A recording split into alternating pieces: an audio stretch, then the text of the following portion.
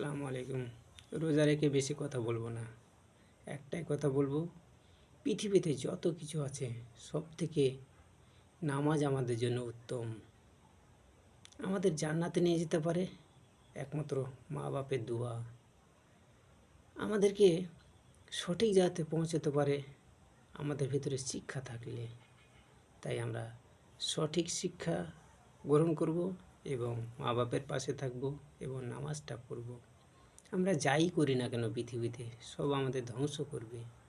আমাদের স্ত্রীরা যারা আছে আমাদের স্বার্থের জন্য আছে, আমাদের ছেলেরা যারা আছে আমাদের স্বার্থের জন্য আছে। কিন্তু কেউ স্বার্থ ছাড়া পৃথিবীতে নেই। একমাত্র যিনি আছেন তিনি আমার আল্লাহ, তিনি আমার মহান, তিনি রব্বিল আলামিন।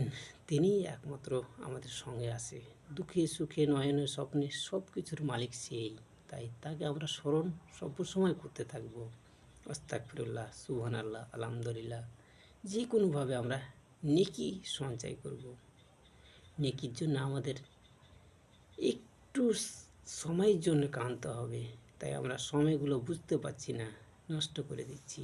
আমরা শেয়ার করে মানুষকে সহযোগিতা করি আমল বাড়াবার এবং ভালো মানুষের পাশে থেকে ভালো হয়ে যাওয়া।